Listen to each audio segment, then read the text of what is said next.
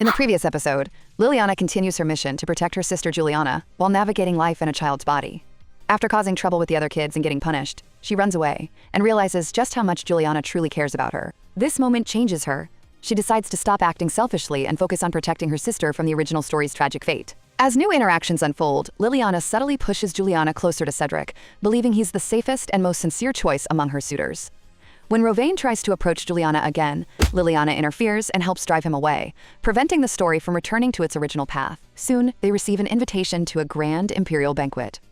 Excited by both the delicious desserts and the opportunity to influence events, Liliana prepares carefully. At the ball, Juliana begins growing closer to Cedric, while the other men continue competing for her attention. However, things take a sudden turn when Liliana notices that Joshua has disappeared. Ignoring the danger, she runs off alone into the unfamiliar palace grounds to find him setting up a potentially risky situation for what comes next. The boy asks who she is, and the girl realizes that she is standing before the second prince. She wonders if she should speak to him respectfully, since he himself is being informal. But she realizes it's better not to take any chances, since the situation is ambiguous. She quickly says she mistook him for someone else and is about to leave. The prince asks how she dared to touch him, and the girl is finally convinced of who he is. Looking closer, she notices white hair and red eyes, nothing like Joshua's. He even reminds her of a little rabbit. Lily bows and apologizes for her rudeness. She thinks that usually the heroes of such stories know everything in advance, but she doesn't even know the prince's name. He asks what family she comes from, and the girl bows again. She introduces herself as the second daughter of Count Blanchet, Liliana Blanchet. They look at each other in silence, and the girl doesn't understand why he's staring at her so intently. She even wonders if he's enchanted by her, but she already has enough attention from Aiden and Joshua. Suddenly, she remembers Joshua and realizes that there is almost no time left. When the prince speaks to her again, she curtsies and says she is busy at the moment. And she asks him to ask his questions next time. Leaving him alone, she goes back to look for Joshua and soon calls out to him. She wonders if it wouldn't be easier to stop searching, since they'll be punished anyway, and she's already running out of strength. When she collapses from exhaustion, she realizes she hasn't even had dinner. But then Joshua approaches her, and she calls out to him immediately. She asks if he realizes how long she's been looking for him. He admits that he heard her. The girl is indignant, asking why he didn't answer then. She gently taps him on the head and thinks what a child he is, and then drags him along with her. In her mind, she grumbles that she has to babysit him, even though he was just sitting in a tree. She's sure he's lucky she isn't Juliana. The boy protests, asking why she hit him, and she's about to answer. But suddenly he gets scared, and the girl freezes, realizing the situation. She realizes she acted too harshly, even though she's only 8 years old herself. Then she gently taps him on the head and asks him not to do that again, because it was hard for her to find him. At that moment, Aiden appears and says he didn't expect those words from her. The girl notices the desserts in his hands and thinks how thoughtful he is, since he brought exactly what she likes. She asks about his sister, and he replies that she hasn't come back yet. The girl is surprised, since the music should have ended by now, and he adds that her uncle just arrived too. Michael nudges Alan, and he reminds Lily that she promised not to leave.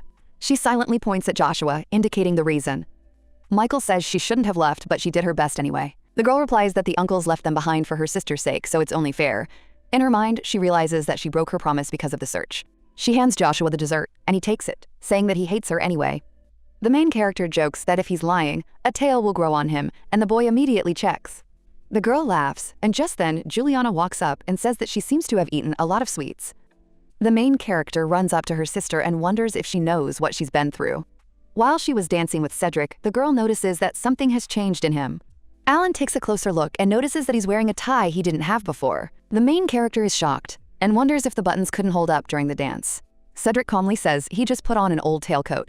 Juliana adds that they were delayed while tidying everything up. Alan remarks that it would have been better to go straight to the guest room, and the girl pauses to think. Could it be that they, too, sensed this strange, slightly awkward atmosphere? And so their chaotic ball comes to an end, and life returns to calm. After that, Juliana and Cedric grow closer, which clearly worries Michael. He even sends Cedric a strange outfit as a gift, one that doesn't suit him at all. A little while later, Aiden asks Lily if she's going to sleep there again. She replies that she won't, because she's bored without Michael and Alan, even though Luca and Joshua are playing nearby. The main character notices that Juliana and Cedric are spending time alone together, and wonders if the others will get jealous. After all, each of them wants to win her love and become her husband. The girl stands up abruptly and asks Aiden if he likes her, and if he wants to marry her. The guy immediately gets flustered and tries to say something, but she cuts him off and says that it takes a lot of money to do that. He also has to let her eat 5 desserts a day, and he has to be strong and smart. The lady thinks this will cheer him up a bit, but eventually realizes that a child is still a child. Then she asks Aiden to wake her up in an hour. He agrees, and exactly an hour later, the lady is already approaching her little sister. But Juliana immediately asks if Lily has gotten into any trouble at the Imperial Palace.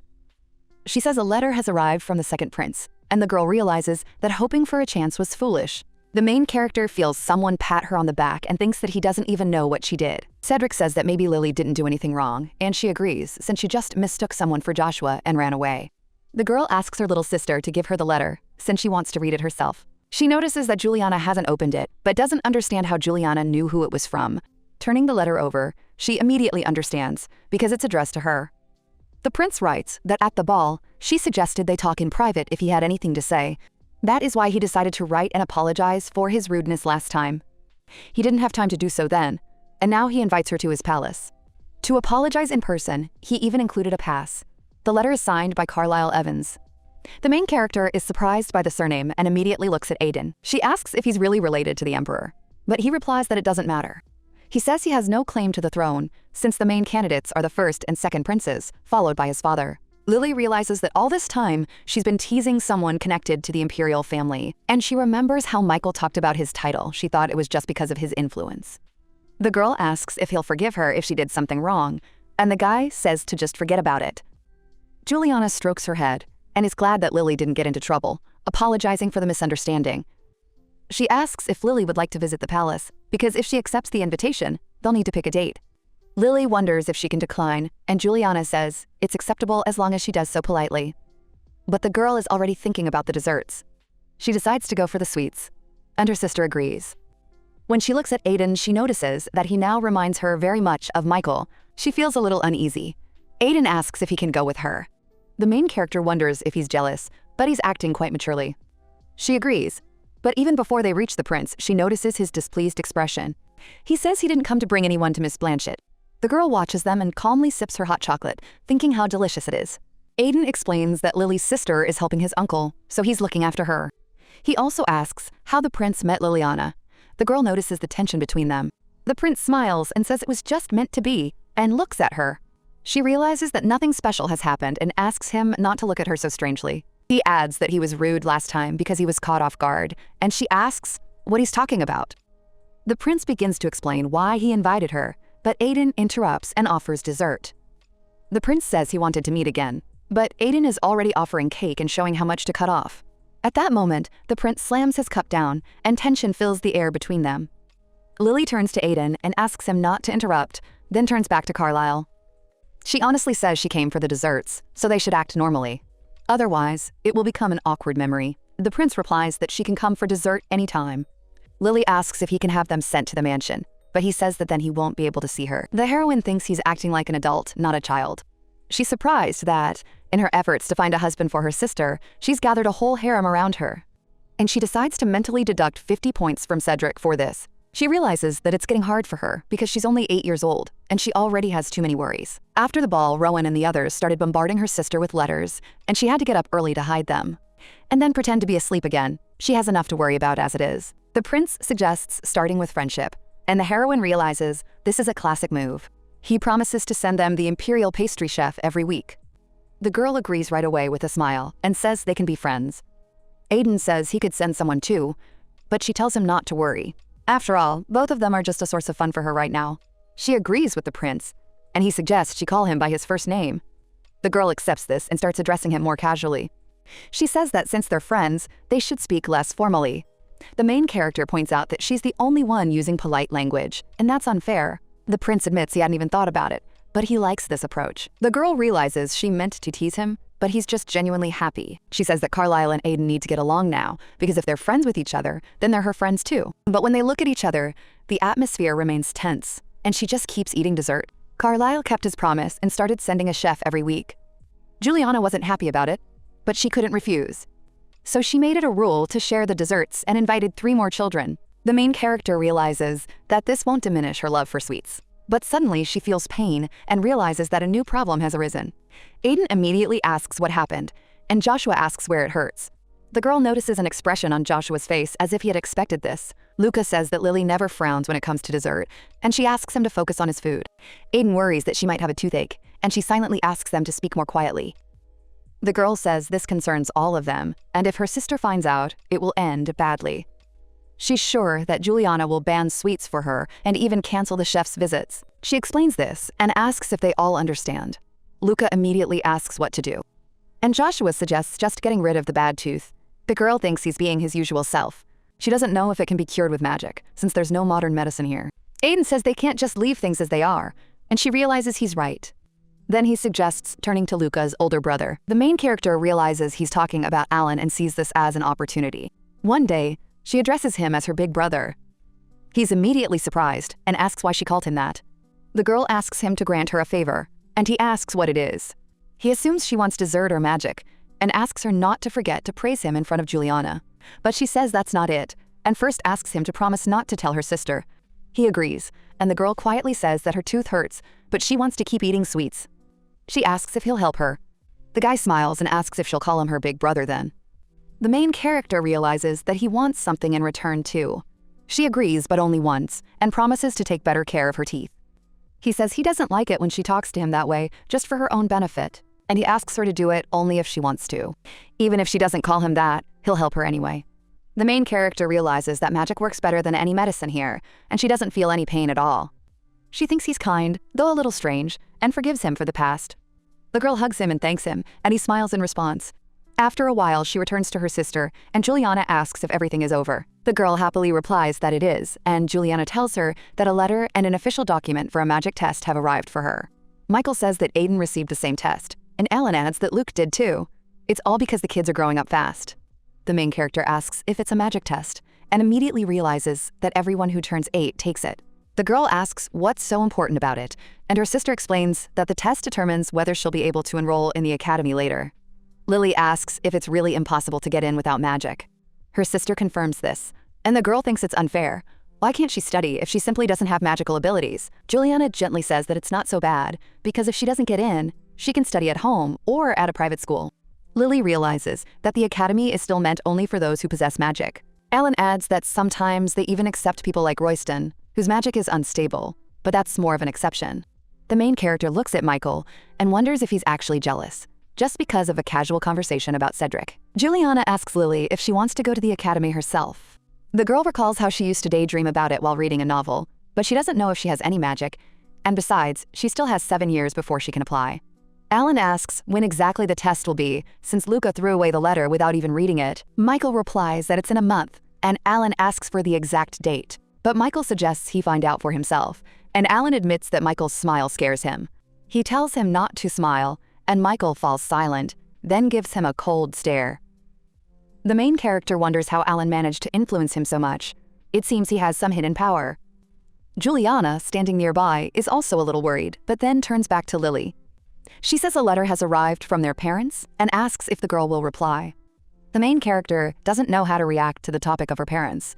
If she responds coldly, her sister might suspect something is wrong. She thinks that if she had lived in this world from the very beginning, she wouldn't have these difficulties.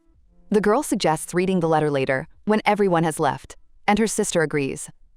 She realizes that most of the letter is about Juliana. There's only one question about her health, and she wonders if Liliana had a bad relationship with her parents.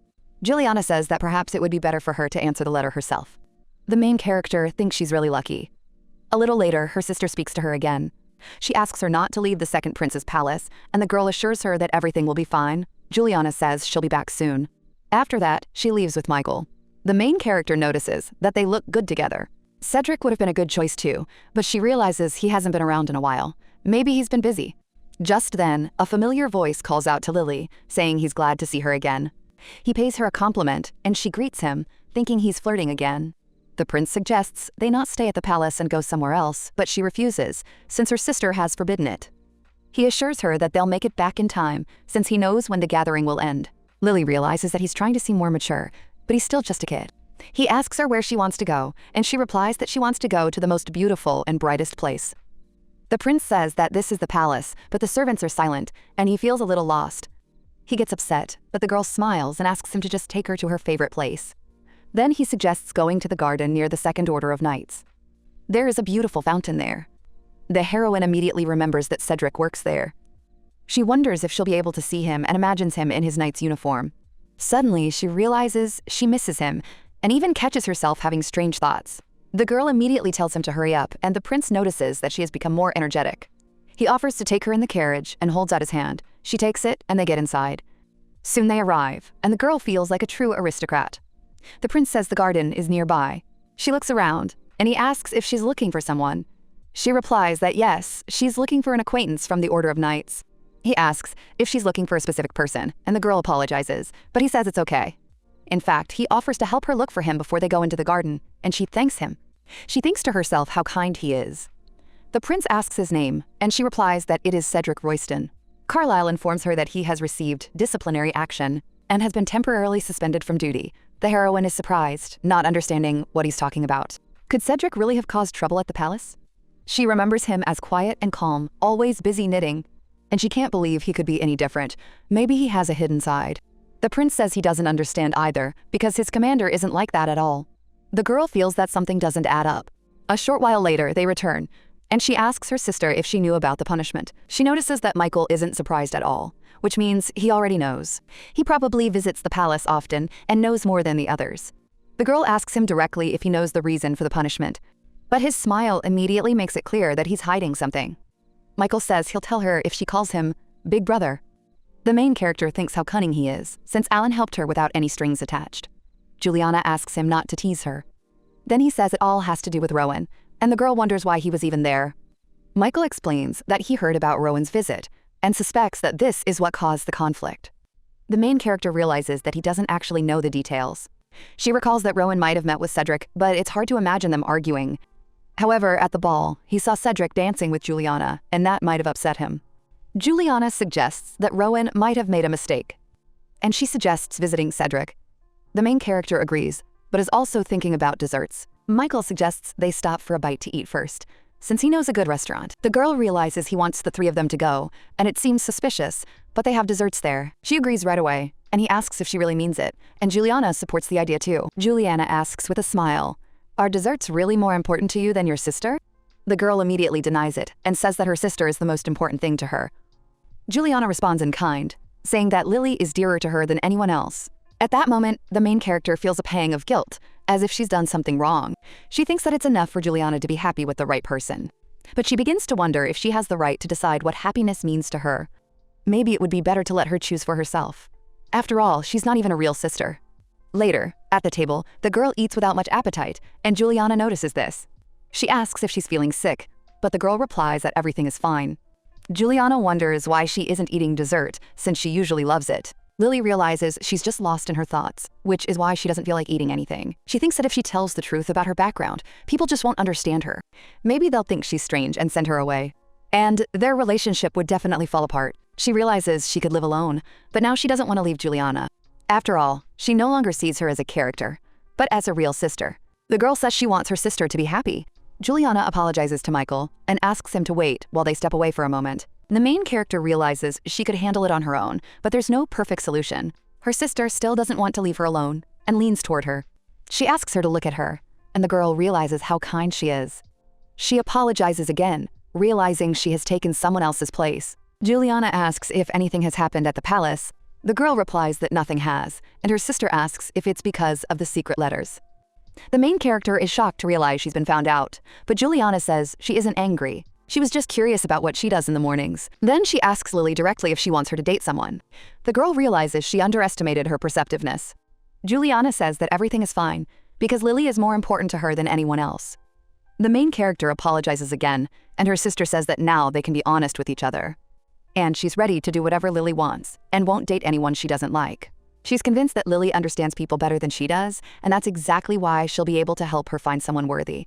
And suddenly, it dawns on her that her sister wasn't scolding her at all. On the contrary, she had turned to her for help.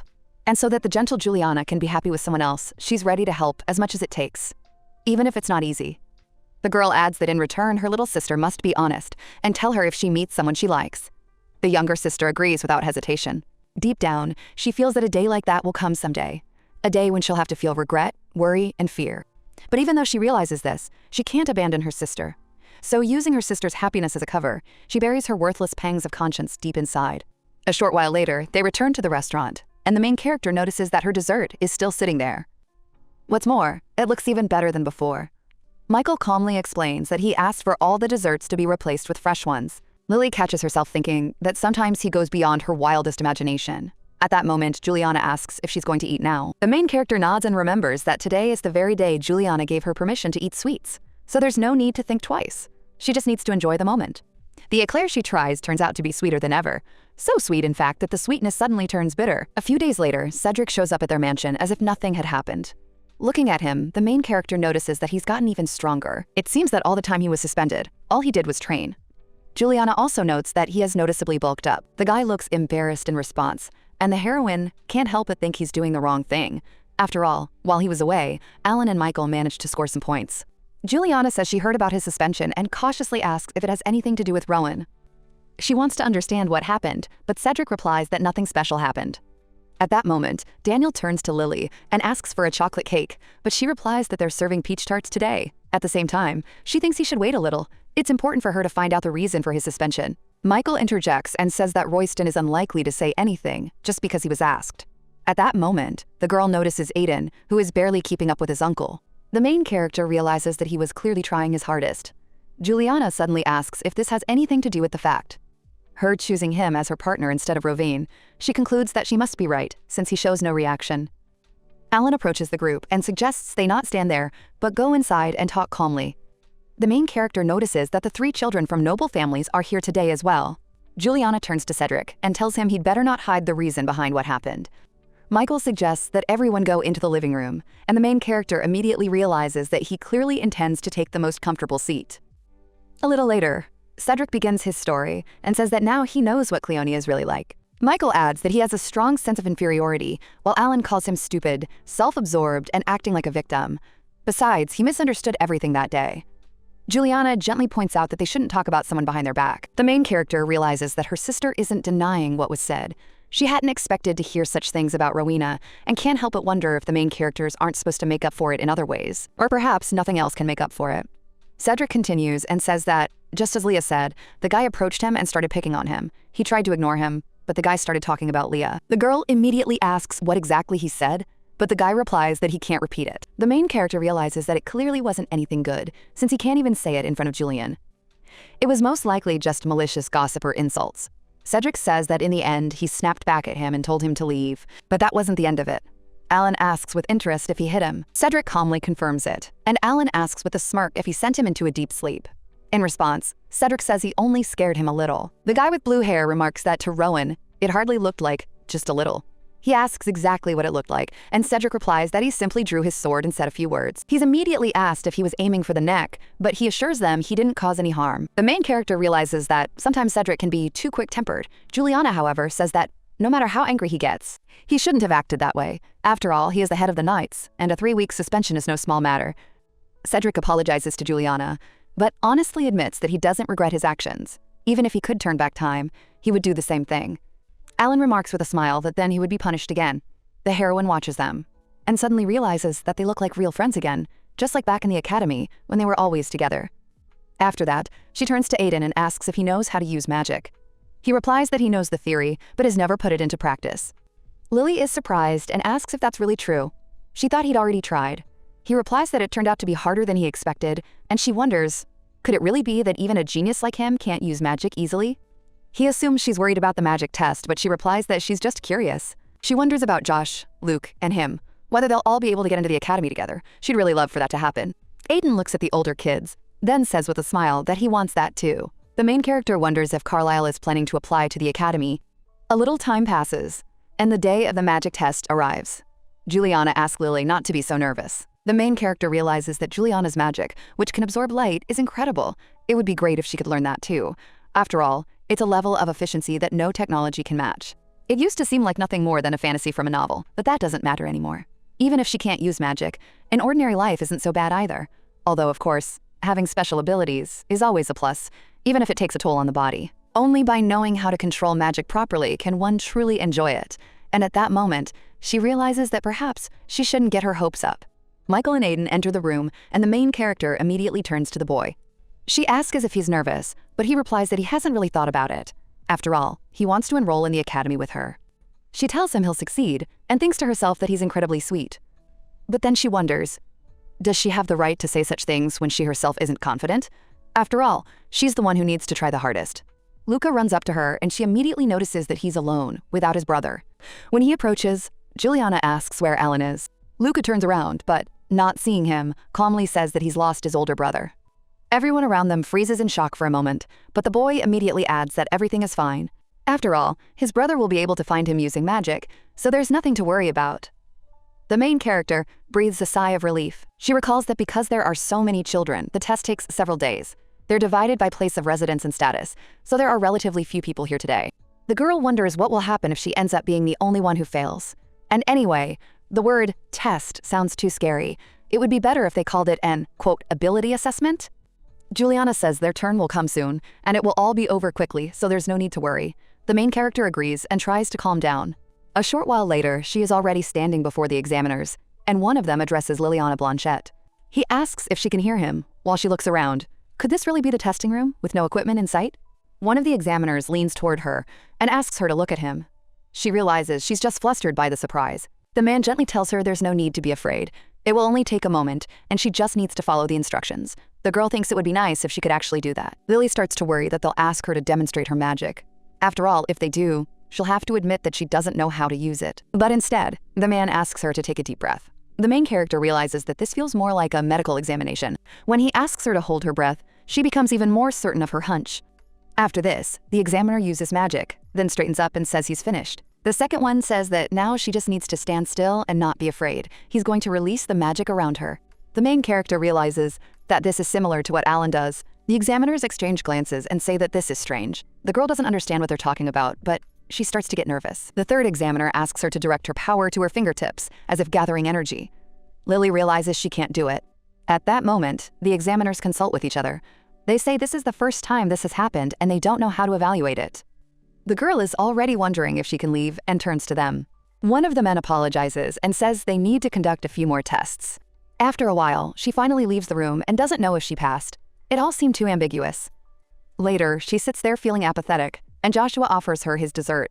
Aiden also says she can have it since he isn't hungry. Luca, looking a little embarrassed, also holds out his dessert to her. The main character can't take it anymore and exclaims, "Why are they all acting like this? Have they already decided she won't get into the academy?" She glances at the adults and wonders if they're the ones who told the kids to act this way. Then she gets upset again, asking them not to ignore her. Juliana apologizes and explains that everyone was just worried. She herself had been restless all day. Her uncles and friends are worried about her too. The main character decides to be more gentle, if only for her sister's sake. Michael notes that Lily's results are late, since Aiden got his yesterday. Cedric adds that Joshua did too. Juliana says enough time has passed, but the main character convinces herself that everything is fine. She decides not to think about it anymore. Even if things don't work out with the academy, life together with her sister can still be good. At that moment, Alan asks if the other kids have passed.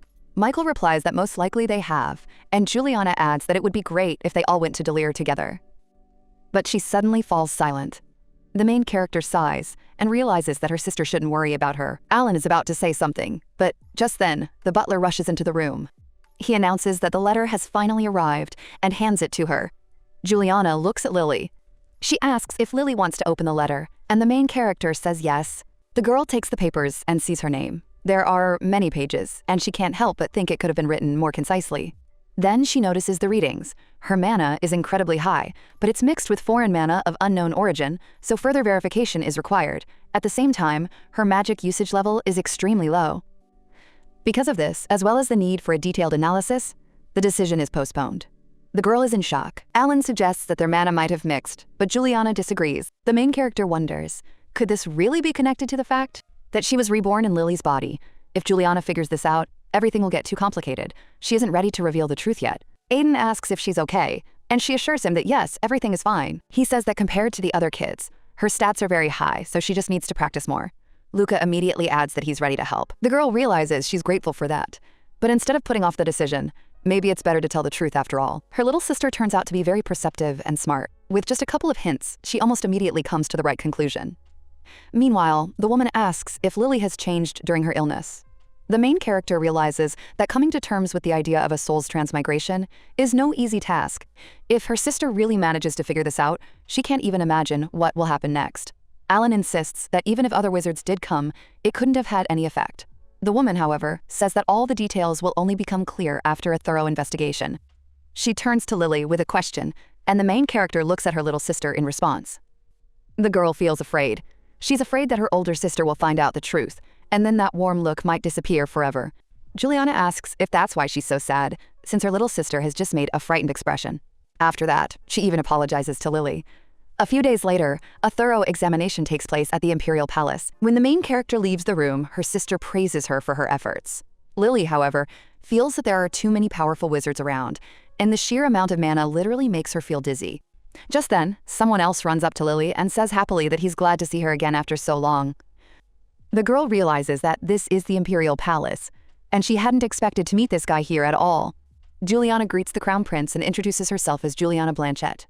Lily realizes that this is the first time her sister has met Carlisle, Indiana person like this. She thinks greeting the royal family is difficult, but maybe it's easier to just say a simple, hello. The guy says he's heard a lot about her from Lily and is glad to meet her in person. The woman suggests he speak however he's comfortable, but he replies that he wants to be polite since he's Lily's friend. The heroine realizes that perhaps no one else in the Empire feels so casually about the prince. She asks how he knew she was here.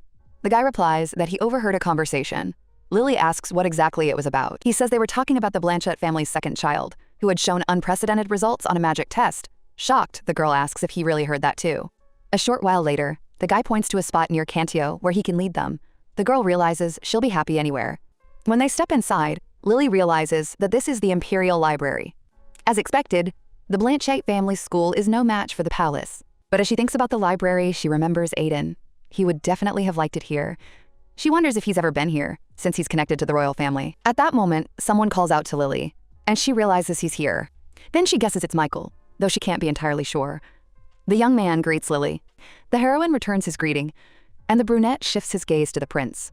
He notices that Lily is often seen with the prince, but Carlisle calmly says that Liliana is his friend. Lily reminds them that they're in the library, and everyone immediately gets the hint. Aiden quietly asks her why she's here. Carlisle whispers something too. The prince suggests they leave. On the other hand, the guy is surprised. Did the prince really say that? And asks her not to worry and to stay. Carlisle keeps whispering that it doesn't matter what Aiden Evans says and suggests they leave, since he hasn't seen her in a long time. Lily covers her ears and wonders when these two will calm down. She reminds them that she's already told them this before, so they can get along. After all, even though they're part of the Imperial family, they're not fighting for power, so why not be closer?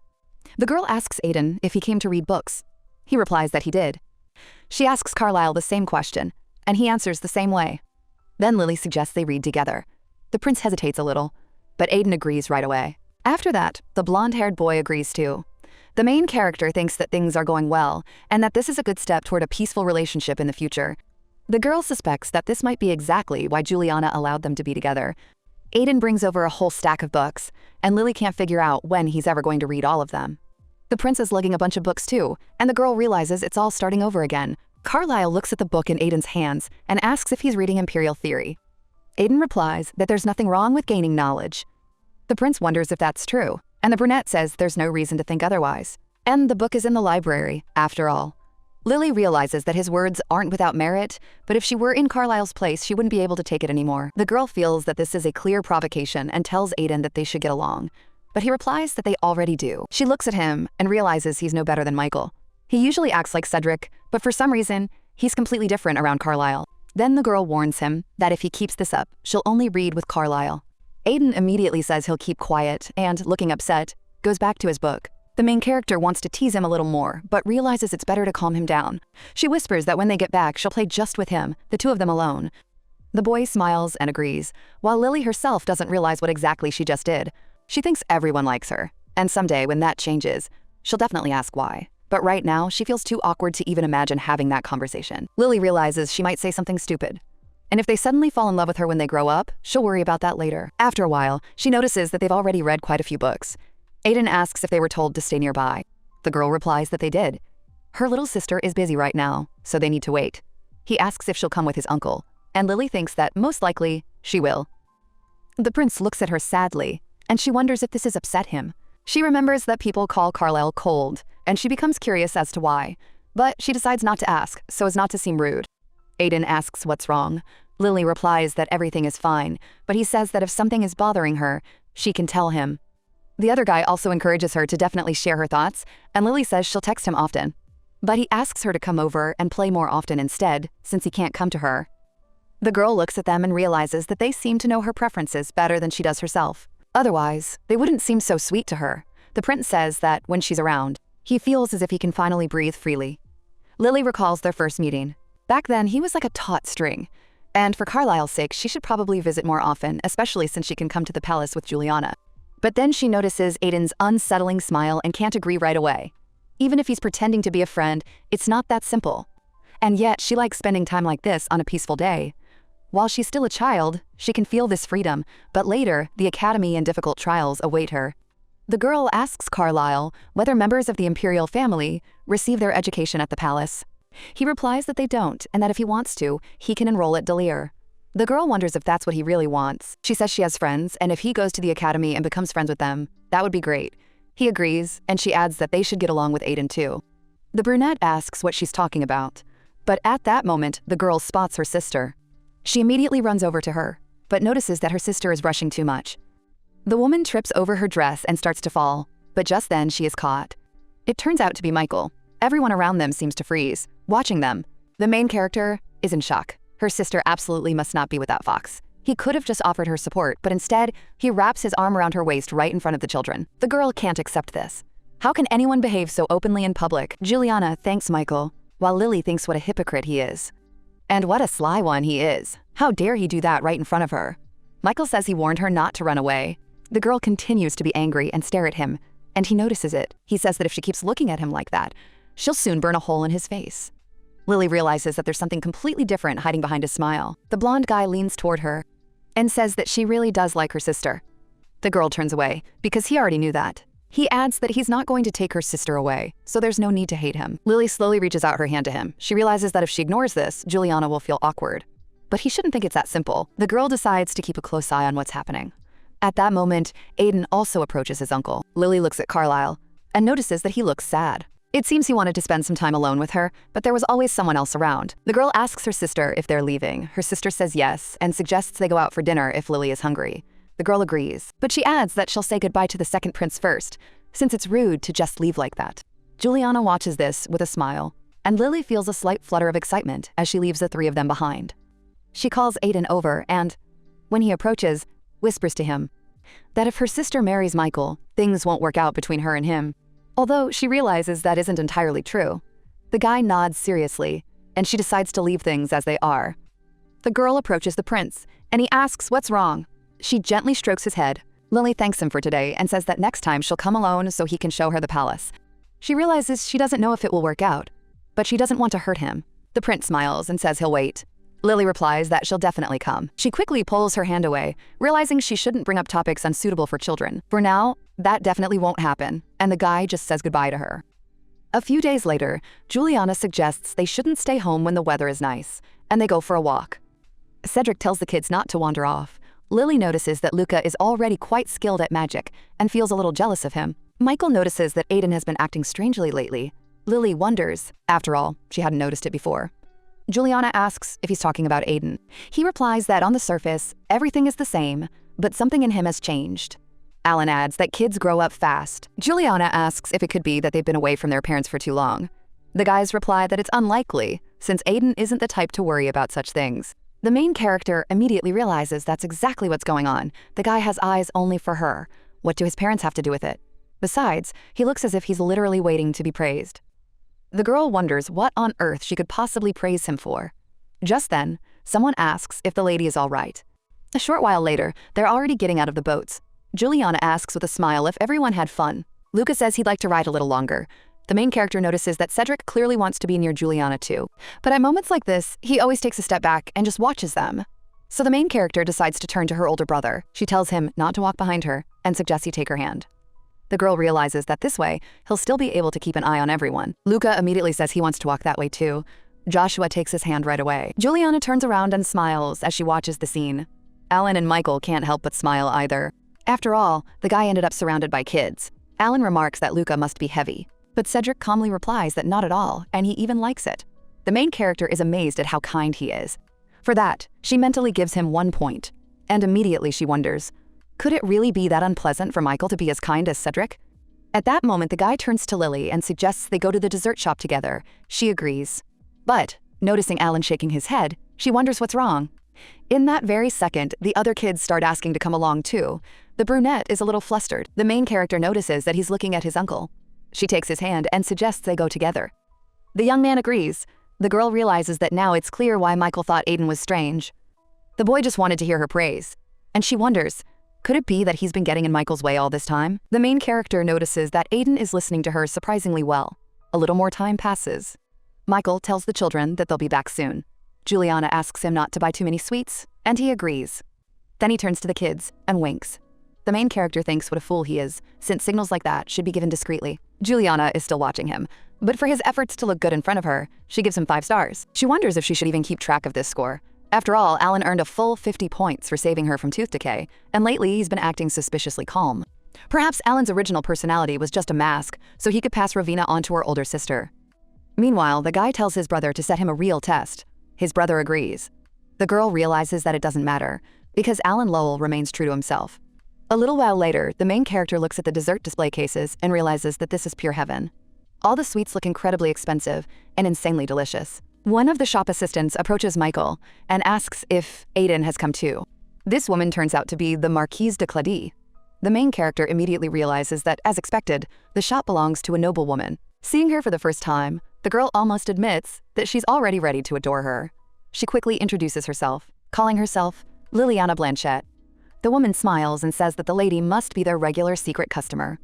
In her mind, the protagonist agrees and hopes she'll be able to come here openly, as long as Juliana allows it. And if not, then perhaps in 8 years, if the shop still exists. The woman says that's wonderful and suggests praising Michael a little, since nothing is too much for such a sweet niece. Then she turns to Liliana and says that since she came in person today, she can choose whatever she wants and it will be free. The main character, in shock, asks again if it's true. The woman confidently replies that it is. The lady even asks if she can take just one, but she's assured that she can take as many as she wants. The girl immediately smiles and decides to mentally add another 30 points to Michael's score. After a while, she notices that Aiden is following her around like a shadow. She tells him to pick whatever he likes, but he replies that he likes the same thing she does. Lily realizes that's not entirely true. The guy turns to her again and reminds her of something she said earlier. That next time she'll play only with him, and he'd like that to happen right now. The main character asks if everyone would worry if they suddenly disappeared. The young man says he understands. Then she asks how they're going to do it. The boy turns to his uncle and smiles contentedly. The girl is shocked, wondering what strange idea has come into his head. Meanwhile, Michael asks Lily if she's finished choosing. The girl nods. The main character realizes that Aiden hasn't said anything at all, and she herself doesn't understand why she suddenly started getting nervous. On top of that, Luca and Joshua are running around the store with excitement. The girl thinks she should calm them down first. The lady loudly asks them not to run and warns that if they don't stop, she won't share any desserts, even if they come to her house. After that, the boys immediately obey. The woman says with a smile that it's very sweet, but the girl thinks it could have ended with them just falling to the floor. The shop owner remarks that the lady looks a lot like her sister. The main character asks if she really knows her. The woman replies that of course she does, since she used to come here often with Michael when she was studying at the academy. She loved desserts, and the woman hadn't seen her sweet, chubby face in a long time. Lily is shocked to realize that her sister really does like sweets. Ever since she'd been in this body, she'd never seen anyone eat so many desserts. The girl remembers how Michael once offered her sister a muffin. And suddenly she wonders, could it be that because of her sister couldn't eat her favorite sweets? She immediately turns to Michael. The blonde leans in and asks what's wrong. He thinks Lily hasn't finished choosing yet. But the girl realizes that's not the case, since she's already taken her weekly limit in one go. Still, she asks what kind of dessert her older sister likes. She decides to put her own preferences aside and pick out something just for her. Michael says with a smile that Lily really does love her older sister very much. The girl doesn't deny it. She realizes that it's true.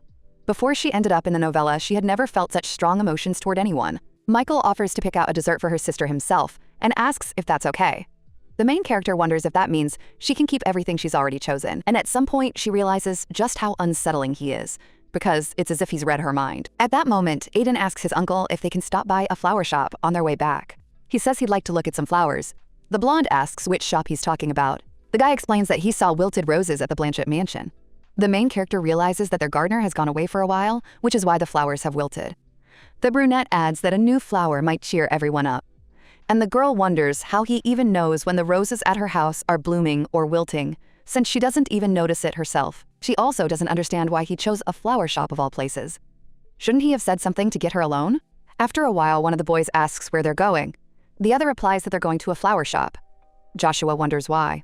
Luca says that Lily's flowers at home have wilted. Then he asks why they're buying them themselves. Luca replies that he doesn't know, but he wants to buy them first. Joshua immediately says he does too. And they're about to run off. But someone stops them right away and suggests they hold hands for a moment. It turns out to be Michael. The main character looks at him in surprise. Aiden says he's ready. The girl begins to figure it out. Could this really be the very plan that popped into his head? The brunette turns to Lily. He suggests they go look at the flowers together. After a while, he points to one of them and tells her to look, because it's very beautiful. Lily agrees and, looking at him, realizes that he himself is like a flower among the rest. She asks what this red flower is called, and he replies that it's a begonia. She points to another one. The young man says it's a phlox. It's still too early for it to bloom, but it looks like it was planted a long time ago. He continues talking about the flowers. When he shows her another one, the girl says she recognizes it. It's an eustoma. She recalls reading about it and thinks it would make a beautiful bouquet. Aiden agrees. The main character suddenly imagines him opening his own flower shop. The young man asks what she's thinking about. The girl replies that he'd make a good florist. He says that if she's by his side, anything suits him. The main character realizes she almost gave herself away. It sounded almost like a confession, but she had already told him that she was like an older sister to him. She adds that Luca and Joshua will surely come by every day and make a racket. The girl realizes that she can't give him the answer he wants to hear right now. Then a new idea occurs to the guy. He asks if Lily would like a flower. The girl is surprised. Could he really buy one for her? He replies that if she asks her uncle, he'll definitely agree. Lily says that's fine. But then Joshua walks into the room and turns to her. He holds out a flower and says it looks like her. The girl realizes he chose it because the color resembles her hair. She thinks it's very sweet. She asks Aiden what kind of flowers they are. He replies that they're Hoya. The lady thanks Joshua, and he simply nods in response. From the look on his face, she realizes that, just as she expected, he likes her. At that age, it's easy to get attached to the person you spend the most time with. Lily asks if he paid for the flowers. The guy confidently replies that he did. Then she gently places a single flower in his hair and says he looks even cuter that way. She asks him to keep the flower until they get home, otherwise she'll be upset and might even cry. Then she gives the flower to Aiden and tells him he has to wear it too, but not until it's completely wilted. The girl thinks it's a great idea, and she wants to do the same with Michael and Luke. And with Ellen, Cedric, and Juliana too. Then they'll all look like a real big family. She suggests that the guys have the same kind of fun again next year. The blonde guy asks if she really doesn't want to play anymore this year. The main character calls Joshua a silly boy. Meanwhile, Michael and Luke are coming out of the flower shop. Michael asks Lily if she can walk behind him without holding his hand. She says yes. Then he suggests they hurry, since Leah is probably getting impatient. The heroine begins to wonder what love really is, if this feeling is capable of changing a person so much. In the novella, knowing Michael's character, it was impossible to imagine him with such a smile. It turns out that love is what makes him change completely. Just as Aiden said, Juliana really liked the flowers Michael brought. Lily feels as if she's drowning in this sea of flowers. All the bouquets Michael gave her were placed right in her room. Juliana already spends more time in her bedroom than in her own. But she still feels a little sorry for Michael. After a while, Juliana asks if he really can't sleep. The main character realizes that for an adult, 10 o'clock at night is still early. But she's only 8. Juliana says that if you go to bed late, you won't grow up. The girl replies that everything is fine. The woman reminds her that her birthday is coming up soon and asks if she wants anything for a present. The girl replies that she doesn't need anything. Juliana is surprised. Doesn't she even want some candy? After that, she suddenly suggests that maybe she'll bake a cake for the girl's birthday. The main character asks in mild surprise if she really means it. The woman calmly replies that even if the cake doesn't turn out to be the most delicious, they'll still have to eat it. And the main character confidently agrees. The girl realizes that today, she needs to ask Juliana one important question. It's time for a progress check. She turns to her little sister and cautiously asks if there's anyone she likes. Juliana answers, simply and sincerely, that she loves Lily more than anyone else in the world. The main character catches herself, thinking that it would be wonderful if they could live like this for a very, very long time. But Lily decides to clarify and asks what her little sister thinks of her brothers. Juliana is surprised and asks again, "Do you really call them all brothers now?" The main character gets a little annoyed, but immediately realizes that this isn't what matters right now. Juliana calmly says that they are good friends to her, and she doesn't want to drift apart from them. After all, Lily doesn't want to lose people like that either. The main character nods, but doubts begin to surface inside her. What if Juliana is simply suppressing her feelings? Although, on the other hand, people who truly understand her would hardly be insensitive to such things.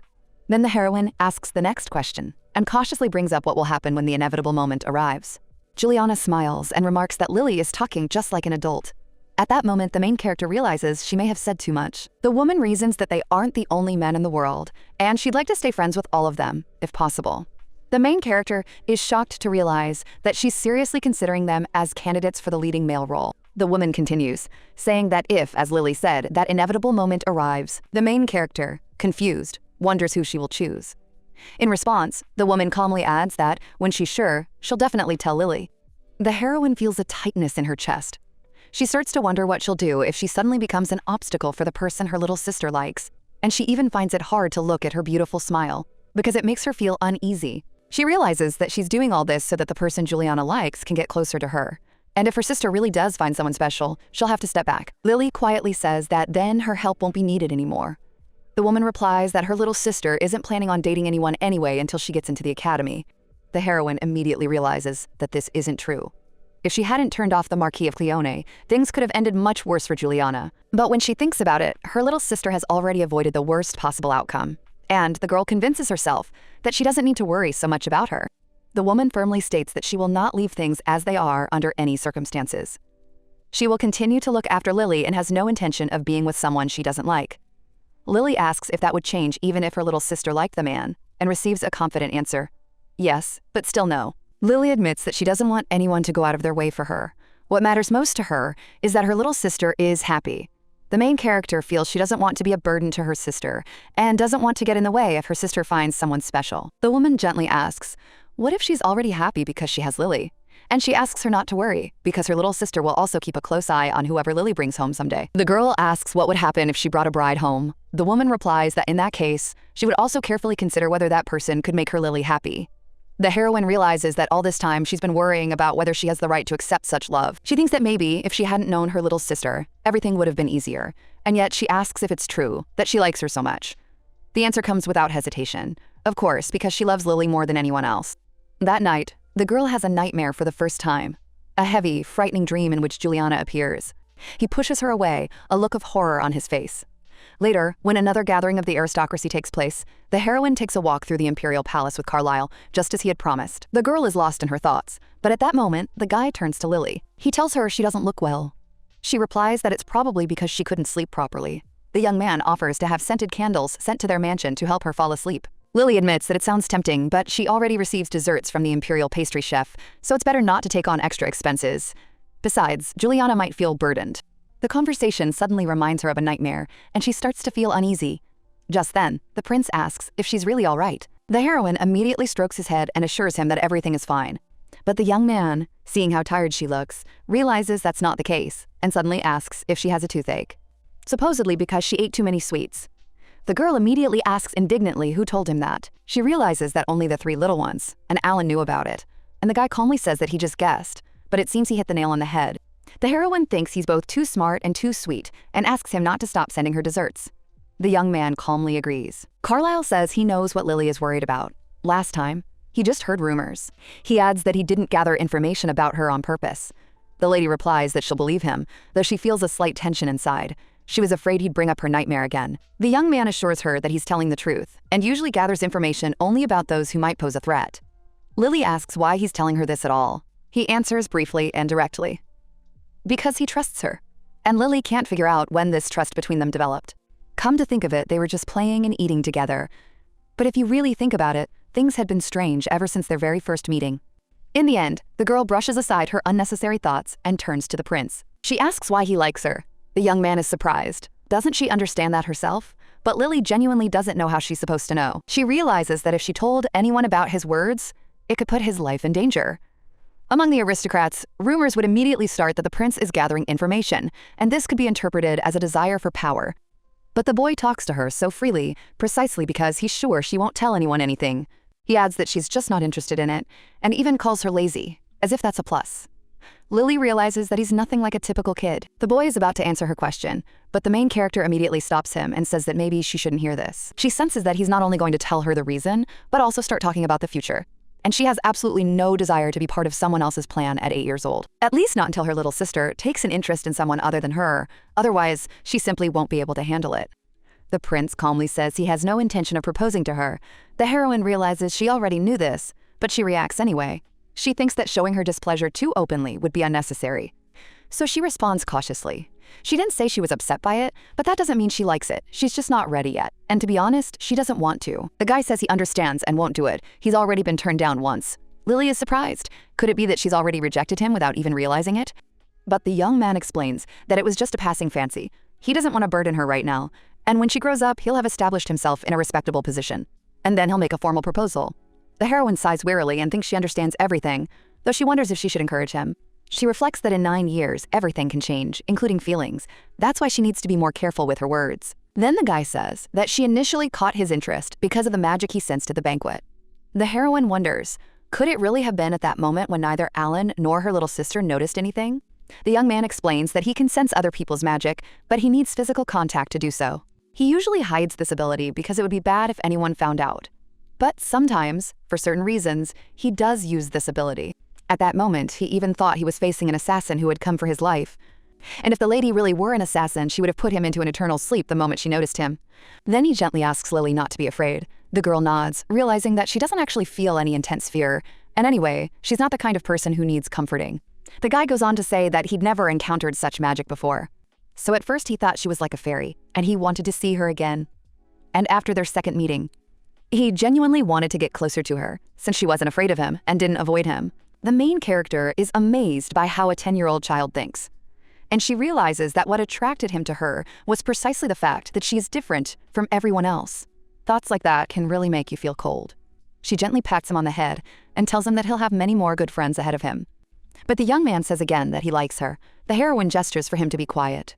She thinks that even if he means it, in a few years he'll feel awkward about it himself. Carlisle asks her not to hurt his feelings. The girl replies that she isn't doing that, but the boy points out that she already has, and she sighs, saying she doesn't like children who are too perceptive. The prince adds that he happened to overhear the results of her magic test. Lily realizes that it wasn't an accident at all. Carlisle says he might be able to help her with this. The heroine immediately asks how exactly. He explains that right now her mana seems to be locked inside her and cannot flow freely. It's as if it's blocked, whereas in ordinary people, mana flows naturally, and they gradually get used to it. Mages call this opening the path. The girl asks if that means her path hasn't been opened yet. The guy confirms it. And Lily realizes that this was originally Liliana Blanchett's problem. She wonders if it has anything to do with the fact that she took over her body. She doesn't know what caused it, but today's nightmare flashes through her mind. The girl pushes the thoughts aside and asks what he meant when he spoke of help. The young man replies that it's a secret, but he is able to gradually reveal this path, as if slowly opening a huge door, little by little. Lily asks if others can't do the same. He replies that, as far as he knows, they can't. Lily realizes that this is most likely true. Otherwise, her admission to the academy wouldn't have been postponed because of her weak command of magic. She thinks this child is truly amazing. He's not like Aiden, but he's also incredibly smart and talented, and a prince to boot. And if he ever takes the throne by defeating the first prince, he'll be the perfect hero of a fantasy story. Especially if he were the same age as Juliana. The guy says that if she wants to enroll at Delir, she just needs to tell him. He'll need some time to get everything ready. Lily realizes that if she were really 8 years old, she would have fallen for it easily. He's basically promising to help her get into Delir, but even if Carlisle goes his own way, it won't affect her in the slightest. At that moment, other children approach him. Lily decides that it's best to put such things in writing and asks him to promise that Carlisle Evans is genuinely helping Liliana Blanchett without asking for anything in return. The girl wonders how she can be sure of this, since it has often happened in her life that the same words have had different meanings. The young man notices that she doesn't trust him at all. But the lady replies that that's not the issue. She simply doesn't trust people in general. Moreover, she doesn't even believe in love. If she's afraid that Juliana might one day leave her, how can she trust others? The guy says he understands and will prepare a contract next time. The main character is surprised at how quickly he caught on to her thought. So he's been through something like this before. And that makes me feel a little sad. She tells him he shouldn't trust people either, but he replies that he trusts her. The girl asks, "What if I betray you?" The guy calmly replies that there's nothing he can do about it, since it's his choice to trust her, and he wants to do this regardless of the contract. After a while, he asks her to wait a moment, because he's going to help her manifest. The girl immediately gets scared and asks what will happen if someone sees them. But the guy assures her that there's no one around, and it will all be over in a flash. The next moment, she sees butterflies and is delighted. The guy says it's the result of her own magic. The heroine is surprised. Could it really be true? She admits she's never seen anything like this before. The prince replies that she'll see it more often now, if she's with him. Lily pretends she didn't hear anything. Later, her sister asks if she had a good time with the prince. Lily replies that she did, because Carlisle showed her something interesting. The woman asks what exactly, but the girl smiles and says it's a secret, then glances at the guy. She thinks that as long as Juliana is nearby, she doesn't want her to notice how Carlisle is influencing her magic, because then there's no telling how things might end. At that moment, the young man turns to Lady Blanchett. He assures her that he has an important conversation to have about Liliana Blanchett. The woman immediately asks him to speak more plainly and not to keep such a distance. The young man replies that he wanted to discuss the management of Liliana's maquet, but due to his position, it is not easy for him to behave freely and speak without formalities. The woman asks if he's talking about Lily's magic. The main character realizes that her sister was initially uncomfortable, precisely because of Carlisle's politeness. But as soon as the conversation turned to her, her sister's attitude changed instantly. Perhaps it's because she always puts herself first. But the main character doesn't see it that way. She thinks she doesn't deserve it, and since she can't go back, she's decided to just live for her own pleasure. And yet the question arises, how long can one go on like this, without thinking about anything? The girl realizes she is incapable of living that way. And as she says this, she wonders if she is deceiving herself. At that moment, the woman says that, as far as she knows, the test results are still unknown. The young man objects, saying that the information was deliberately withheld, and that Liliana's test results are already known in Cantio. The woman replies that this is unpleasant to hear, and he simply says that he wanted to warn them. He adds that such topics shouldn't be discussed during chance encounters, and it would be better to talk about it once they arrive at the Imperial Palace. Besides, he's certain it won't harm Lily in any way. The woman agrees and says she'll come with Liliana next time. Juliana thanks the prince for his constant care for them, and apologizes that they haven't been able to fully repay him. The lady also says she regrets that their side cannot properly repay him for his kindness, and she feels a little awkward that they may have to trouble him again in the future. The main character realizes that, in short, her sister has made it clear that with the prince's attitude, the girl won't be able to do what she wants. Earlier, Carlisle had already hinted at marriage and was rejected. The girl thought she was protecting her sister, but now she realizes it's mutual. After some time, the main character suddenly asks if there is a struggle for imperial power in their country. Luca catches the ball in surprise and asks why she's bringing this up during the game. Lily replies that she just got curious. He asks if it has anything to do with the second prince. The heroine thinks that Luca doesn't seem interested in the world, but he's very quick-witted. The girl kicks the ball sharply away and asks Joshua to go get it. The young man immediately realizes that she did it on purpose. The girl says that if he comes back in a minute, she'll tell him what dessert is for today. The guy confidently declares that he can do it in 30 seconds. Luca says he doesn't know anything about it and suggests asking Aiden. The heroine replies that it would be strange, since he's also from the imperial family. Luca agrees. The girl looks at him and realizes that he is the kind of person who likes to show off his wit. Luca is a talented, outstanding mage, but without friends, he seems like a minor character. She is still troubled by Carlisle's words about the mercenary. Even if the emperor loves the prince, a 10-year-old child lives under the threat of assassination, and there is no one nearby who would listen to him. Besides, Carlisle is very kind to her, and the girl can't help but sigh. Luca suggests she just accept it and ask Aiden. The girl replies that it's impossible, since Aiden doesn't like Carlisle. But just then, he steps out from behind her and asks what she wanted to know. Lily flinches and says he scared her, since she didn't even hear his footsteps. The guy replies that it means he did everything right, just as it was written in the book. The main character wonders what kind of book that is. Could it really be about how to become an assassin? Aiden asks what she wanted to know, and the girl pretends she doesn't understand what he's talking about. The lady says sharply that her birthday is coming up soon, and she's curious to see what everyone will give her. Luca, for example, will give her a tiara. The young man is about to object, but when he sees the look in her eyes, he immediately agrees and says the tiara will be made of candy. Aiden points out that they shouldn't discuss gifts ahead of time. The main character agrees. Then he says he won't say anything. The girl thinks he looks like someone who's clearly up to something. She keeps wondering what's on his mind. A little while later, Juliana wakes Lily up and says it's time to get up. She asks if the girl remembers what day it is today. Lily realizes she woke up earlier than usual. She really doesn't feel like getting up. After all, today is her birthday. It's Liliana Blanchett's birthday. Juliana says they haven't celebrated it together in a long time, and surely the lady isn't just going to lie in bed. Lily realizes that other people's congratulations aren't that important to her. Their bond hasn't changed even after she took over this body. But Juliana is a whole different story. Liliana Blanchett's family is a complicated story in itself. And besides, this is the first time in 5 years they're celebrating a birthday together. Lily feels that otherwise, guilt will consume her, as if she herself will sink into an eternal sleep because of it. The woman says that Jane and Thomas prepared a delicious festive breakfast for her, and Hines has prepared a dress as a gift. It might be a little tight, since he based it on the outfit from the second prince's banquet. The main character realizes how much care and attention went into this. When her sister tries so hard, all she can do is accept it. Besides the family, the mansion's servants, especially Hines, have long served the Blanchetts and watched Liliana grow up. If they didn't care, they wouldn't have made a dress for her. That is why she tried to keep her distance, not delving into such details, as described in the book. Especially in how easily the main character got along with those around her. Apparently, they were all strong-willed, and this was Liliana's first birthday without Liliana herself, a joyful occasion for everyone except her. Later, Cedric congratulates Lily and says that while he was knitting, he thought of her and wanted to make as much as possible. In the end, he knitted a hat, a scarf, gloves, and a few other things. The girl is surprised. Could he really have been doing this instead of working? He admits that the lady probably wouldn't wear such things, and he should have taken that into account. Lily realizes that he's being sincere. When she opens the box, she finds something else inside. Cedric explains that he included the sword so she could use it during practice and wouldn't have to look for a suitable one. The girl feels she has received something truly valuable and sincerely thanks him. Just then, her sister appears. Cedric apologizes and says he decided to congratulate the birthday girl first. The woman replies that there's no need to apologize. Today is Lily's day. The girl waves to Joshua, realizing it's his turn now. He immediately congratulates her. She thanks him and asks what he's holding in his hands. He says he'll save his gift for last. The girl wonders why. The blonde guy replies that he doesn't know himself, he just wants to do it that way. Cedric teases that Joshua wants his gift to be the one everyone remembers most. The young man reacts indignantly, and the heroine catches herself thinking that she likes this kind of friendly teasing. She thinks that if he happens to get upset, she'll definitely comfort him, and she says that the first gift could also be the most memorable one.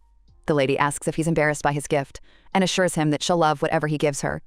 She even thinks that her sociability has now exceeded her sister's expectations. In the end, he hands her the gift and asks her to open it later. The girl decides to save this moment so she can tease him about it later, when he's older. Just then, someone else runs up to her with congratulations. Michael hands her a box of sweets and says it's a gift from the Marquise de Claris. The guy with blue hair adds that he couldn't find a candy tiara, but didn't want to give something soulless, so he asks her to accept his choice. The girl jokingly asks if she can return the gift. He replies that he expected that reaction, and so offers to grant her 3 wishes in the future instead. Lily wonders if she'll be able to take advantage of that. She realizes there are plenty of witnesses, and she'll never forget a moment like this. Just then, another person approaches her. It's Aiden. He hands her a small box, congratulates her, and says it's his gift. The girl sighs with relief, since the box is small. She thanks him and asks if she can open it now. He says yes. She decides to open the gift right now, and freezes in shock. The guy blushes slightly and tells her not to worry. He bought it with his own pocket money. The girl looks at the ring and wonders, could it really be a pink diamond? And just how much pocket money does he have? He explains that he chose a ring that's a little too big, so it'll fit when she grows, and if necessary, he'll have it resized. Lily says that's not the point. He admits that he knows about her love for desserts, but wanted to give her something meaningful. The girl thinks it sounds almost like a proposal. The young man apologizes for not being able to give her something better, and she's shocked, thinking that pink diamonds clearly aren't just lying around everywhere. Alan notices that he's talking about the ring as if he'd bought a piece of candy. The girl is finally convinced that the gift is incredibly expensive. She thanks him, but says she can't accept something so expensive, and she wonders if there's some ulterior motive behind it. If he suddenly says that accepting the gift means she accepts his feelings, it will be difficult. She has been observing the Evans family, including Aiden, for several months now, and although they're different families, they're still connected. The guy says this is his first birthday gift for her, and asks if she really won't accept it. The girl decides to think positively.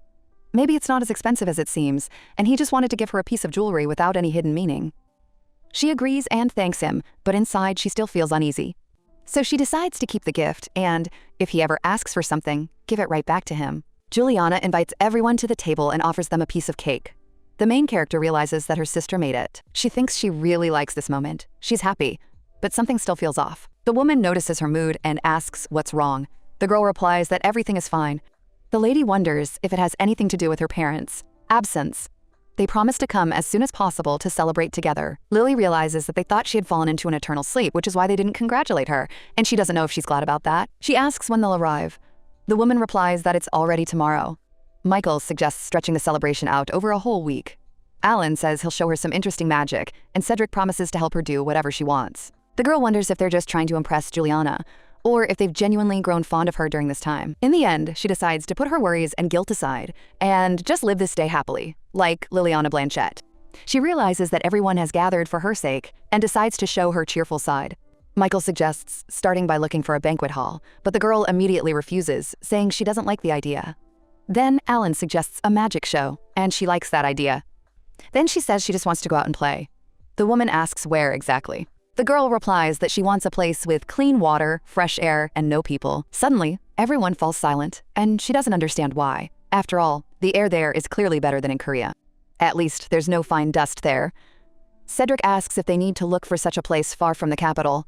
Michael asks how many people Juliana can teleport at a time, since he himself had only traveled alone. The woman replies that the maximum is 2, including herself. But if she calculates her mana and takes the distance into account, the main character quickly stops her, saying that it's too complicated and not worth it. The girl wonders, is teleportation really that difficult? In the novel, it all seemed simpler, but reality is quite different. She sees the determined look on her sister's face and doesn't know what to do, since her sister is clearly determined to take her out for some fun no matter what. The woman notes that it will likely be difficult to use magic twice in one day, so they'll have to stay there overnight. Alan replies that there are 3 mages among them capable of teleportation, but Evans is the exception, since he can only move alone. Michael asks them not to say anything unnecessary, and Alan concludes that he and Leah will have to split the 5 of them between themselves. The woman confidently says she can transport 4, including herself, and then the guy continues the thought. He takes on Luca and Cedric, leaving the rest of the children to her. The main character realizes that even in a situation like this, he's still trying to prevent any contact between Juliana and Cedric. Meanwhile, the blonde man offers to let them stay at his villa. He assures her that he'll give orders not to let anyone in, and the heroine realizes that everything has been thought out down to the last detail. The girl realizes she didn't quite say the right thing. It would have been better to mention the delicious food or, for example, a game of hide and seek. Of course, a new place is nice, but the situation is still stressful. Besides, this is her first night away from the Blanchet estate. The woman tells the lady to get ready to go out, and the main character wonders why she has to go with men with dark souls. But then she decides that if her little sister likes it, she likes it too, although she still can't let her guard down. A little while later, Alan says that if everyone's ready, they can head out, and the girl nods. After that, she suggests that Lily have a good time, and adds that their parents will most likely already be home by the time they return. The main character agrees, but she's still worried about her parents. She turns to Joshua and Aiden, asking them to hurry up, since they need to hold hands. The guys immediately notice her free hand and literally rush toward it. The girl realizes it's like a competition. Joshua turns out to be faster, which isn't surprising. He's been physically training since childhood. Juliana smiles, and the main character thinks how sweet her little sister is. Then the woman lets go of her hand and suggests doing it differently. Juliana positions herself so that both boys can hold the main character's hands. The girl realizes that having them stand on either side was a great idea. Joshua is a little unhappy, but it's the best option. And then the heroine notices the look on Aiden's face. She realizes that his smile doesn't bode well. Just then, her sister begins to cast a spell, and the heroine notes that everything is exactly as it was in the novella. Michael can only teleport 1 person, while Alan, as a powerful mage, is capable of transporting up to 3 people. The heroine realizes just how talented her little sister is. Rovine couldn't stop her, and no matter what happens, she won't hand her over to someone who would lock her up in a mansion. Juliana likes to do everything herself, and the next moment, they find themselves at Michael's villa. The heroine, gazing at the landscape, marvels at its beauty. She suggests going to the lake, but just then Alan, Luca, and Cedric teleport there. The blue-haired guy immediately says he'll go too. Cedric notes that it might be dangerous and suggests they go together. Alan realizes he's just been left behind. A little while later, the girl is already sitting by the lake, dipping her feet in the water. Luca approaches and asks if she's cold. She replies that she isn't. On the contrary, it's very pleasant. Luca is skeptical, and Aiden turns to Lily. He asks what exactly she wanted to ask last time, since she never got around to it then. The main character is surprised. He still remembers that. The young man continues to press her. He asks if she really isn't going to tell him. The girl thinks she might pretend she's already forgotten.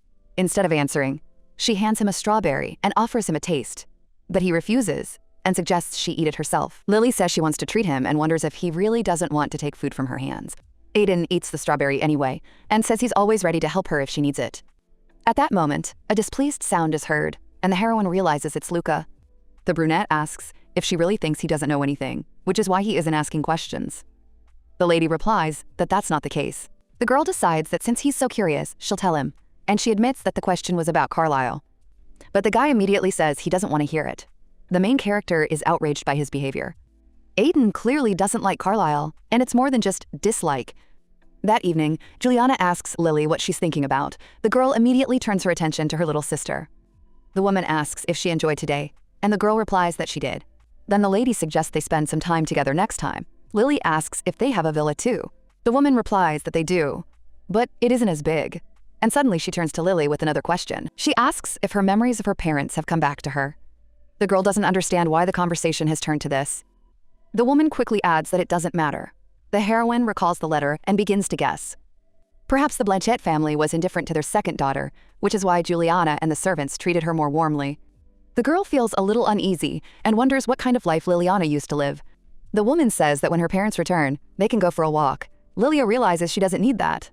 All that matters to her is her little sister. The woman hugs her and suggests she go to bed. The main character realizes that strong attachment brings fear. She's afraid that someone close to her might one day leave or come to hate her. Juliana tells Lily this. She wants her little sister to always be happy and for nothing bad to happen in her life. Lily realizes that this is connected to her own thoughts and decisions. If her little sister wants this, she'll try her best while she's still around, and that makes it even harder for her. Sometime later, the main character wakes up, looks for her little sister, but doesn't see her. She wonders if she's gone to fetch water and whether she should look for her. The girl realizes she doesn't have a flashlight, and if they miss each other, it'll be a problem. At first, she decides to wait, but 30 minutes have already passed, and her sister still hasn't returned. Then she wonders if it's time to start looking for her. Because all three main characters end up there. The girl jumps up from the bed, slips on her boots, and steps out into the hallway. Lily peers into the thick darkness and realizes she can't manage without a flashlight. And suddenly, at that very moment, someone calls out to her. The girl jumps and almost bursts out cursing, admitting that he really scared her. She notices that the guy is moving completely silently and mentally decides to burn the book that teaches such tricks. The young man calmly apologizes and asks if she's all right. Lily replies that she's fine, but asks why he's here. The boy says his uncle has disappeared. The girl asks if he was asleep too, and the boy replies that no, they were reading together in the library. Lily is surprised that they were doing that at such a late hour, and suddenly realizes that Michael and Juliana have also gone missing during the night. She suggests they look for them together, and the boy agrees. As they continue walking, Lily admits that she was about to turn back and is glad she ran into him. The young man nods and suggests they hold hands so they don't get lost. The girl asks if he knows his way around, and the young man replies that he has a rough idea of where the rooms are. Lily realizes that Michael's villa is nothing like she imagined. It's huge and spacious, almost like their own mansion. And if the villa is already this big, she's afraid to even imagine the size of his actual mansion. At that moment, Aiden turns to Lily and says he was worried that he'd been asking her too many questions. He wanted there to be no secrets between them, but he wasn't exactly practicing what he preached. The guy apologizes, and Lily replies that it's okay, realizing she shouldn't try so hard. After all, even if he insists, it doesn't mean she'll tell him everything right away. The young man says that's exactly why he wants to reveal something to her. But at that moment, Lily spots someone and quickly pulls him around the corner. The guy asks what's wrong, and she sees her sister standing next to Michael. Lily whispers for him to be quiet and realizes she can barely hear their conversation. She asks the young man to do the same as she does, because it's almost like a secret mission. Juliana speaks to Michael, and he replies that he isn't trying to pressure her.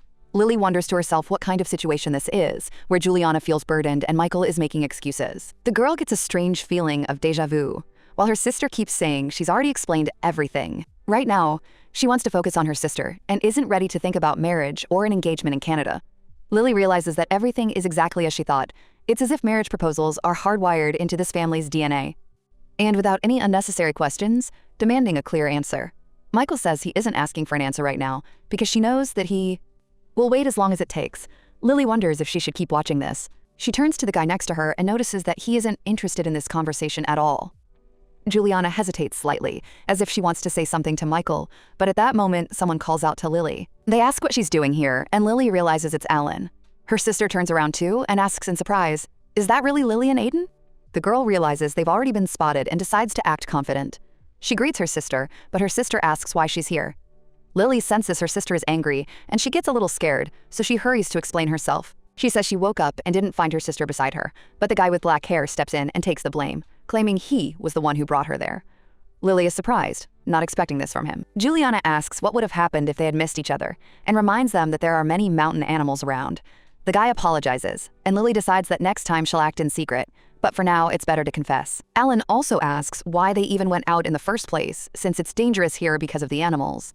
The young man exchanges glances with them, and Lily realizes she's seen this scene before in the novella. Juliana says they needed to talk, then asks him why he went out. The young man replies that he couldn't sleep and decided to take a walk. He adds that it's good he ran into Michael. Lily notices how he's looking at her and wonders why the blonde man won't look away. Does he really think she's a hindrance to his love? In a way, he's right. The girl turns to her sister, as if hinting that her potential fiancé is literally burning her with his gaze. Juliana suggests that everyone go back inside, and Lily realizes that a lecture awaits her in the room. But if it weren't for Alan, she would have quietly eavesdropped on everything and slipped back inside, pretending to be asleep. Lily waves to Aiden and silently thanks him for his help, deciding that if he gets scolded too, she'll definitely stand by him. Though, perhaps it won't come to that. The girl realizes that this noisy and unexpected birthday celebration for Liliana has come to an end. The next day, she returns to the estate, where the butler asks if they had a good time. Lily replies that they did, and thanks him for the dress. The man smiles and says he's glad she liked it. Lily notes that she used to hardly ever speak to the butler of their mansion, and even tried to avoid him, but perhaps it's time to mend their relationship. Juliana says they need to wash up first, and the butler immediately goes to get everything ready. He also mentions that Liliana's gifts are already on the table in the bedroom, and there are new ones that arrived while she was away. The girl nods in response. Juliana thanks the butler, and Lily notices that her smile seems a little forced. Could it be that her sister didn't really enjoy her nighttime adventure, even though she's acting calm this morning? Before they return to the mansion, Lily turns to the butler, and he listens attentively. The girl is a little nervous and looks at her sister. Then she says she'll go first and check the gifts in the room, realizing it's best to leave now. Juliana agrees and tells her to go ahead. Lily feels that if it's something she shouldn't hear, there are only two possibilities. Either it's a proposal from Michael, or something related to Blanche's account. Her intuition tells her that the second option is correct. That's exactly why the butler didn't rush to leave after their return. The girl wonders how many times important things were hidden in their correspondence, but even if she knew, she wouldn't have been able to change anything anyway. Lily decides to just go and look at her presents, but as soon as she walks into the room, she's taken aback. She figures that since Liliana has few friends, most of the gifts are probably from Carlisle. She starts with Joshua's gift and opens it. Inside, she finds the gift itself and a letter. It says that his mom helped him pick it out, but that it suits him. Lily notices that there isn't a single word of congratulations in the letter. And yet it seems sweet to her, and she feels almost like an aunt. She decides she'll wear the jewelry the next time they meet. Then the girl wants to look at the gifts from Carlisle, but just then the butler announces that the Earl and Countess Blanche have arrived at the mansion. Lily realizes she needs to decide how to behave when she sees them. Her parents already know about her memory loss, but Juliana believes that Lily's condition yesterday was due to their absence. The girl wonders if she should pretend to be happy. The maid approaches her and says she hasn't helped with her hair and clothes in a long time. Ever since Juliana returned, she's been doing everything herself. Then she asks if Lily remembers. The girl nods, realizing that it's not a matter of memory, but that she simply can't remember it. She wonders if that's why the maid had been avoiding talking to her. The maid replies that perhaps the lady felt awkward, and even now she worries that she might cause discomfort. Lily wonders if everyone in the mansion, including Hines, expresses their concern in this way. The maid adds that it would be nice if Lily remembered everything, but even if she doesn't, it's no big deal. After all, they remember everything. And at that moment, Lily suddenly wants to run away from everyone who knew the old Liliana. She realizes that before she took over this body, Liliana Blanchette was surrounded by love. Although her older sister kept her distance, she still cherished Lily very much. And yet, she was barely mentioned in the novella, just a small episode. Lily thinks that's strange. After all, if Juliana values her sister so much, why hasn't she ever come to visit her?